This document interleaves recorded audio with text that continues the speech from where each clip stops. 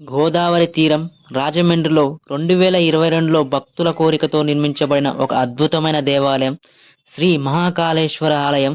ఇది దక్షిణ భారతదేశంలో మొట్టమొదటి మహాకాళేశ్వర దేవాలయం.